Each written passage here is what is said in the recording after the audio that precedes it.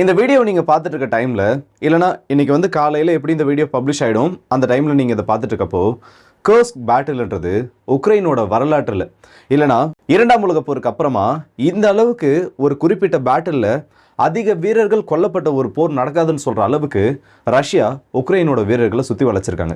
அமெரிக்க அதிபர் டொனால்ட் ட்ரம்ப்பே அவர் ஒரு பதிவில் என்ன சொல்லியிருக்காருன்னா, ரஷ்ய அதிபர் விளாடிமிர் புதின் கிட்ட நான் நிறைய விஷயங்கள் இது சம்மந்தப்பட்டது பேசியிருக்கேன். உக்ரைனோட வீரர்களை எதுவும் பண்ணக்கூடாது, அவங்கள சரண்டர் பண்ண வைக்கிறதுக்கு இல்லை சரண்டர் ஆனாச்சாங்கன்னா அவங்கள கொல்லாமல் சிறைப்பிடிக்கிறதுக்கு நான் அவர்கிட்ட சில வார்த்தைகள் பேசியிருக்கேன். ஸோ ஒரு 10,000 வீரர்கள் வரைக்கும் இந்த வார்த்தையை நீங்கள் யாருமே வந்து அவ்வளோ சீக்கிரத்தில் அக்செப்ட் பண்ணிக்க மாட்டீங்க. ஆனால் அதுதான் உண்மை. ஒரு 10,000 வீரர்கள் வரைக்கும் உக்ரைனோட எலைட் சோல்ஜர்ஸ் இப்போ ரஷ்யாவோட அந்த ஒரு பிடியில் சிக்கியிருக்காங்க. இவங்களை உக்ரைன் எப்படி மீட்க போகிறாங்க, இல்லை ரஷ்யாவோட பிளான் தான் இதுக்கு பின்னாடி என்ன, இது எல்லாத்தையும் இந்த ஒரு பதிவில் பார்க்கலாம். ஸோ வாங்க வீடியோக்குள்ளே போயிடலாம். நான் உங்கள் ஆக்கியது தாம் புக்ஷன் டிபி.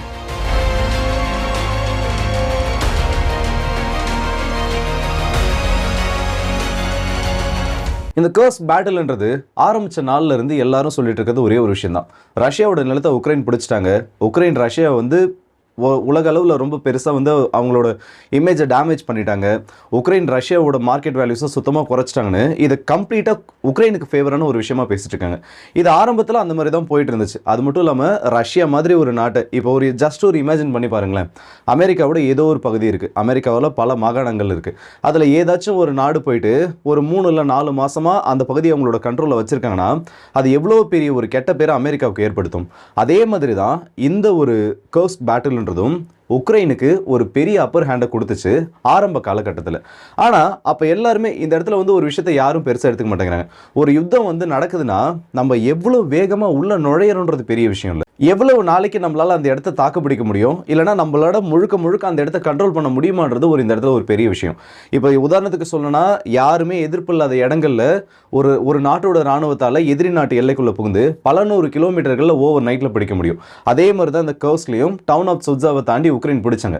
ஆனால் அது அவங்களால ஹோல்ட் பண்ண முடியுமான்றது அவங்களுக்கு அப்போதைக்கு தெரியல.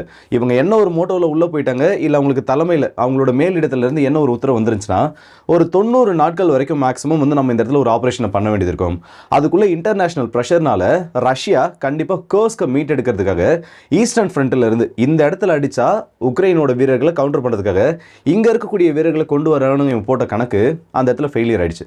ரஷ்யா இந்த இடத்த அடிக்கிறத கான்சன்ட்ரேட் பண்ணாமல் இன்னமும் ஈஸ்டர்ன் பேட்டில் அடித்தது உக்ரைனுக்கு ஒரு பேக் ஃபயர் ஆக ஆரம்பிச்சது.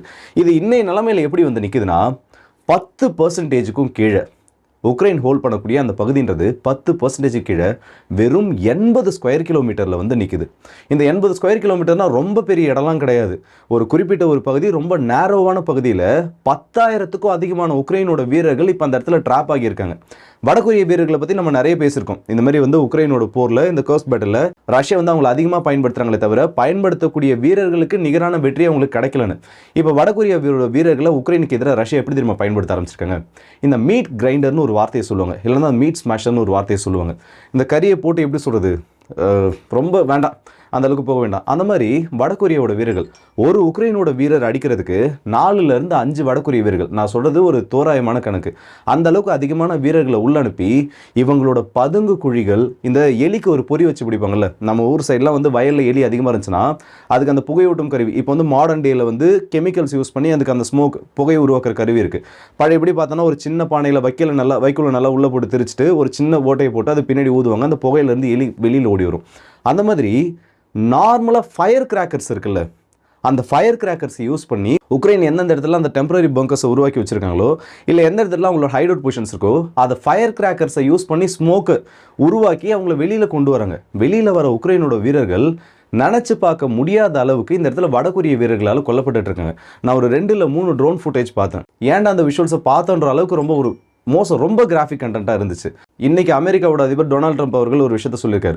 வியாழக்கிழமை நான் ரஷ்ய அதிபர் விளாடிமிர் புதின் கிட்ட ஒரு ஃபோன் காலில் பேசினேன். இந்த ரஷ்யா உக்ரைன் போரை எப்படி நிறுத்துறது, திரும்பவும் இந்த எக்கனாமிக் ரிலேஷன்ஸை எப்படி ரிஸ்டோர் பண்ணுறது, யூரோப்பியன் செக்யூரிட்டியில் ரஷ்யாவோட பங்கு என்ன, இந்த மாதிரி பல கட்ட பேச்சுவார்த்தைகள் நடத்தினதுக்கப்புறமா கர்ஸ்க் பேட்டிலை பற்றி சில முக்கியமான விஷயங்களை பேசியிருந்தோம். இந்த இடத்துல ஆயிரக்கணக்கான உக்ரைனோட வீரர்கள் மோசமான நிலைமையில் உதவிகள் கிடைக்க முடியாத ஒரு சூழ்நிலையில் திரும்ப சண்டை போட முடியாத ஒரு நிலைமையில் ரஷ்யா கிட்ட மாட்டியிருக்காங்க. அவங்கள ஆகலை. இப்போ மட்டும் ரஷ்யா இவங்களை கொன்னாங்கன்னா 2ஆம் உலக போருக்கு அப்புறமா ஒரு குறிப்பிட்ட பேட்டிலில் அதிக வீரர்களை கொன்னதா இது ஒரு பதிவாகிடும். அப்படி ஒரு தவறை ரஷ்யா பண்ண வேணான்னு நான் உங்ககிட்ட கேட்டுக்கிட்டேன். கண்டிப்பாக இதை புதின் ஏற்றுப்பாருன்னு நான் நினைக்கிறேன். உக்ரைனோட வீரர்கள் அந்த இடத்துல இருக்கிறது இப்போ அவங்களுக்கு சேஃப் கிடையாது. அதே நேரத்தில் உக்ரைனோட வீரர்கள் வெளியில் வரதுக்கும் அவங்களுக்கு வழி கிடையாது. இந்த மேப்பை பாருங்கள், இது அப்டேட்டட் மேப்.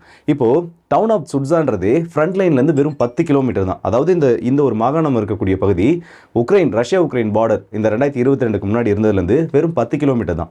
அந்த 10 கிலோமீட்டருக்கு முன்னாடி இந்த 2 பகுதிக்கு நடுவில் ரொபான்டினோன்னு ஒரு பகுதி இருக்குது. அது ஃப்ரண்ட் லைன்லேருந்து வெறும் 6 கிலோமீட்டர் தொலைவுகளில் இருக்கக்கூடிய பகுதி.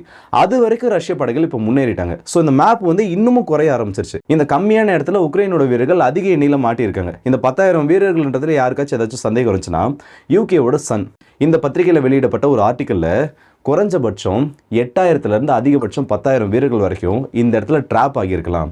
ஏன்னா இந்த கர்ஸ் பேட்டிலிருந்து உக்ரைன் தோக்க போகிறாங்கன்னு தெரிஞ்சதுக்கப்புறம் கடைசியாக ஒரு ஃபார்வர்ட் புஷ் பண்ணி ஏதாச்சும் ஒரு பகுதி கிடைக்காதா, இல்லை ரஷ்யாவோட பொசிஷன்ஸை நம்ம இந்த இடத்துல ஏதாச்சும் ஹோல்ட் பண்ண முடியாதான்னு உக்ரைன் கடைசியாக பண்ண புஷ்ல 3,500 சோல்ஜர்ஸ்க்கு அதிகமாக உள்ள எக்ஸ்ட்ரா அனுப்பியிருக்காங்க. இப்படி அனுப்பப்பட்ட வீரர்களும் சேர்த்து இந்த இடத்துல சிக்கியிருக்காங்க. இது அந்த சன்னில் ஒரு ஆர்டிகளோட ஜஸ்ட் ஒரு ஸ்க்ரீன்ஷாட் நான் உங்களுக்கு அட்டாச் பண்ணுறேன், அதை முன்னாடி பார்த்துக்கோங்க. ஸோ அந்தளவுக்கு மோசமான நிலைமை அந்த இடத்துல ஏற்பட்டது மட்டும் இல்லாமல் அமெரிக்கன் மேட் வெப்பன்ஸும் சரி, இன்னும் நிறைய சோவியத் காலத்து வெப்பன்ஸ் இது எல்லாத்தையுமே எந்த இடத்துல வச்சிருந்தாங்களோ அதே இடத்துல வச்சுட்டு ஓட்டம் பிடிக்க ஆரம்பிச்சிருக்காங்க. இந்த M777 ஹவிட்சர்ஸாக இருக்கட்டும், இன்னும் நிறைய ரஷ்யாவோட உரட் சிஸ்டம், அமெரிக்காவோட ஒரு ஹைமாஸ் யூனிட், இதெல்லாம் கர்ஸ்கில் விட்டுட்டு எந்த இடத்துல அந்த பேட்டில் நடந்துட்டு இருக்கோ அந்த இடத்துல விட்டுட்டு பின்வாங்கி போக ஆரம்பிச்சிட்டாங்க. வேற வழி இல்லை. அப்படி வெளியில் போகிறவங்களுக்கும் உக்ரைனோட பார்டருக்குள்ளே போகிறதுக்கான அந்த சான்ஸ் சுத்தமாக கிடையாது. ஏன்னா எல்லாமே இப்போ ரஷ்யாவோட கண்ட்ரோலில் இருக்குது. ஒரு யூ ஷேப்பில் ஒரு ஓப்பனிங்கை விட்டுட்டு வெளியில் போகிற மொத்த வழியும் அடைச்சிட்டு எல்லா வீரர்களையும் இந்த இடத்துல ட்ராப் பண்ண வச்சுட்டாங்க. இந்த இடத்துல நான் சொல்லக்கூடியது ஒரே ஒரு விஷயம் மட்டும்தான். இதை ரஷ்யா பல மாதங்கள் முன்னாடியே அவங்க நினச்சிருந்தா பண்ணியிருக்கலாம். ஏன்னா அந்தளவுக்கு அவங்க கிட்ட ட்ரூப்ஸ் பவர் அந்த இடத்துல இருந்துச்சு. அவங்களோட ஸ்பெஷல் யூனிட், ஆக்மஸ் ஸ்பெஷல் ஃபோர்ஸஸ் எல்லாமே அந்த இடத்துல இருந்தாங்க. ஸோ அது எல்லாத்தையும் விட்டுட்டு இந்த டைமில் இதை பண்ணுறாங்கன்னா இந்த இடத்துல உக்ரைன் பின்வாங்கலை. இந்த ஒரு டைமுக்காக ரஷ்யா வெயிட் பண்ணிட்டும் இல்லை. இந்த இடத்த ஒரு பஃபர் ஜோனுன்றதையும் தாண்டி ஒரு செக்யூரிட்டி ஜோனாக கிரியேட் பண்ண பார்க்குறாங்க. இந்த செக்யூரிட்டி ஜோன்னா என்னன்னு கேட்டிங்கன்னா பல கிலோமீட்டர்கள். பஃபர் ஜோன் வேறு, செக்யூரிட்டி ஜோன்ன்றது வேறு. இந்த போர்க்காலங்களை பொறுத்த வரைக்கும் பல வார்த்தைகளை இதில் பயன்படுத்துவாங்க. அதில் ஃபேமஸான ஒரு வார்த்தை என்னன்னு கேட்டிங்கன்னா டீமிலிட்டரைஸ்டு ஜோன்னு சொல்லுவாங்க, DMZன்னு சொல்லுவாங்க. இப்படின்னா என்னன்னு கேட்டிங்கன்னா 2 பகுதியை பிரிச்சுட்டு இதுக்கு நடுவில் யாரும் அவங்களோட ஆயுதங்களை கொண்டு வரக்கூடாது. அவங்க தாக்கக்கூடிய பொருட்கள் ஏதாச்சும் இருந்தாலும் மேக்ஸிமம் ஒரு 30 கிலோமீட்டர் ரேஞ்சை தாண்டி அந்த ஆர்ட்லரி கன்ஸோட ரேஞ்ச் இருக்கக்கூடாதுன்னு இந்த இடத்துல நார்மலாக ஒரு ஜோனை கிரியேட் பண்ணுவாங்க. இதுக்கு பேர் பஃபர் ஜோன்னு சொல்லுவாங்க. நடுப்பட்ட ஒரு பகுதி. இங்கேருந்து இந்த ஒரு மேப்பை பார்த்தீங்கன்னா உங்களுக்கு தெளிவாக புரியும் நினைக்கிறேன். பழைய டான்பாஸோட ஒரு மேப். இந்த கிரீன் கலரில் இருக்குல்ல, அது ரஷ்யன் செப்பரேட்டிஸ்டால கண்ட்ரோல் பண்ணப்பட்ட ஒரு பகுதி. இந்த சைடு லெஃப்ட் சைடில் இருக்கக்கூடிய கிரீன் கலர் உக்ரைனோட வீரர்கள் நின்றுட்டு இருந்த பகுதி. இந்த நடுவில் இருக்கக்கூடியது அந்த பஃபர் ஜோன்னு சொல்லுவாங்க. இதே மாதிரி தான் டீமிலிட்டரைஸ்டு ஜோனும். இந்த பஃபர் ஜோனுக்கு பதிலாக ஆயுதங்கள் ஏதும் இல்லாமல் ஒரு பகுதி அந்த இடத்துல உருவாக்கி வச்சிருப்பாங்க. இதே மாதிரி இந்த செக்யூரிட்டி ஜோன்ன்றது இந்த ஒரு 30 கிலோமீட்டர்லையோ 40 கிலோமீட்டர்லையோ முடியாது. இப்போ நான் கூகுள் மேப்போட ஒரு ஸ்க்ரீன்ஷாட்டை அட்டாச் பண்ணுறேன். இதில் 3 இடங்களை நான் மார்க் பண்ணியிருப்பேன். இந்த 3 இடங்கள் என்னென்னு கேட்டிங்கன்னா கொனடாப், பிலோஃபிலியா, ஆக்டேர்கா. இது எல்லாமே உக்ரைனோட சுமி ரீஜனில் இருக்கக்கூடிய பகுதிகள். இன்றைக்கி கிரெம்லின்லேருந்து என்ன சொல்லியிருக்காங்கன்னா இந்த செக்யூரிட்டி ஜோனுன்றதை உருவாக்குறது மூலிமா கர்ஸ்க்குக்கான சேஃப்டி இல்லை கர்ஸ்க்குக்கான அந்த ஒரு பாதுகாப்புன்றது வரப்போகிற நாட்களில் கிடைக்கும். அப்படின்னா என்ன ஆகும்னு பார்த்தீங்கன்னா அது ஒரு ஸ்டேட்மெண்ட்டாக அவங்க வெளியிட்டிருக்காங்க. உக்ரைனோட வீரர்கள் அந்த இடத்துல மொத்த பேரும் மாட்டியிருக்காங்கல்ல, அந்த மொத்த பேரையும் பிரிசனர் ஆஃப் வாராக ரஷ்யா பிடிப்பாங்க. ஒரே பேட்டிலில் 10,000 பேரை வேண்டாம், ஒரு 5,000 பேர் பாதி கூட வச்சுங்க. ஒரு 5,000 பேரை பிரிசனர் ஆஃப் வாராக பிடிச்சி இந்த இடத்துல செக்யூரிட்டி ஜோன் கிரியேட் பண்ணால் மட்டும்தான் நான் இவங்களை இந்த இடத்துல ரிலீஸ் பண்ணணும்னு ரஷ்யா ஒரு கண்டிஷன் வைக்கப்பட்டா அதை உக்ரைன் அக்செப்ட் பண்ணி தான் ஆகணும். அது மட்டும் இல்லாமல் ஒன்று சரண்டராங்க, இல்லைனா நீங்கள் இந்த இடத்துல தப்பிக்கிறதுக்கான வழியல்னு ரஷ்யா அதிபர் விளாடிமிர் புதின் சொல்லிட்டாரு. இந்த செக்யூரிட்டி ஜோனானது கிரியேட் பண்ணப்படுச்சுன்னா இப்போ நான் சொன்ன பாருங்க இந்த 3 பகுதி, அந்த 3 பகுதியை ஒட்டின மாதிரி இந்த கர்ஸ்க்குக்கான செக்யூரிட்டி ஜோன்ன்றது கொண்டு வரப்படும். இந்த செக்யூரிட்டி ஜோனில் வெப்பன்ஸோட உக்ரைனோட மிலிட்டரியோ இல்லை ரஷ்யாவோட மிலிட்டரியோ உள்ள நுழையக்கூடாது. ஒரு ரெஸ்ட்ரிக்டட் ஜோன் மாதிரி ஆகும். ஆல்மோஸ்ட் டான்பாஸில் என்ன மாதிரி ஒரு சினாரியோ உருவாக்கப்பட்டுச்சோ அதே மாதிரி மற்ற நாடுகளோட அப்ரூவலோடு சேர்த்து இந்த இடத்துல புதுசாக ஒரு ஜோனை கிரியேட் பண்ணுறதுக்கு ரஷ்யா ட்ரை பண்ணிட்டு இருக்காங்க. இதுக்கு மட்டும் உக்ரைன் ஒத்துக்கிட்டாங்க, இல்லை இன்டர்நேஷனல் கம்யூனிட்டி சேர்ந்து இந்த இடத்துல ஒரு செக்யூரிட்டி ஜோனை கிரியேட் பண்ண வச்சாங்கன்னா இவ்வளவு நாள் இந்த 4 ரீஜனில் ஏற்பட்டது உக்ரைனுக்கு ஒரு பெரிய இழப்பே கிடையாது. எல்லாரோட அப்ரூவலோடு இதை ரஷ்யா கிட்ட தூக்கி கொடுத்த மாதிரி ஆகிடும். ஸோ இந்த இடத்துல திரும்ப நான் ஒரே ஒரு விஷயம் தான் சொல்லிட்டு இருக்கேன். யுத்தத்தை பொறுத்த வரைக்கும் யார் வேகமாக முன்னேறாங்கன்றது ஒரு பெரிய விஷயமே கிடையாது. ஒரு சின்ன கேப் கிடச்சுன்னா ஒரு ஃபார்வர்ட் புஷ் பண்ணால் பல கிலோமீட்டர்கள் உள்ளே போக முடியும். ஆனால் அதை டிஃபெண்ட் பண்ணுறதுக்கும் தன்னால் பிடிச்சு வைக்க முடியுமான்றது தான் இந்த இடத்துல ஒரே கேள்வி. கர்ஸ் பேட்டில்ன்றது உக்ரைன் பண்ணதுலேயே இருக்கிறதுலே ஒரு முட்டாள்தனமான முடிவு. இதை மட்டும் அவங்க என்னத்துக்கு பண்ணாமல் இருந்தாங்கன்னா அட்லீஸ்ட் ஈஸ்டர்ன் ஃப்ரண்ட்டையாவது மாற்றிடலாம். யாரோ ஒருத்தரை சாட்டிஸ்ஃபை பண்ணுறதுக்காக உக்ரைன் அன்னைக்கு பண்ண முடிவு இன்னைக்கு அவங்களுக்கு ஏடா கூடமாக பேக் ஃபயராக இருக்குது. நினச்சி பாருங்கள், உங்கள் நாட்டோட ஒரு இராணுவத்தை தோக்க போகிறோன்னு தெரிஞ்ச ஒரு பேட்டில், அதுவும் தேவையே இல்லாத ஒரு இடத்துல கொண்டு போயிட்டு 10,000 பேரை நிறுத்தி வச்சா நீங்கள் அதை அக்செப்ட் பண்ணிப்பீங்களா? ஸோ இந்த வீடியோ பற்றி உங்களோட கருத்துல கமெண்ட் செக்ஷனில் சொல்லுங்கள். அடுத்த வீடியோ சந்திப்போம். அது வரைக்கும் வந்து விடுபடுது உங்கள் எல்லாருக்கும்.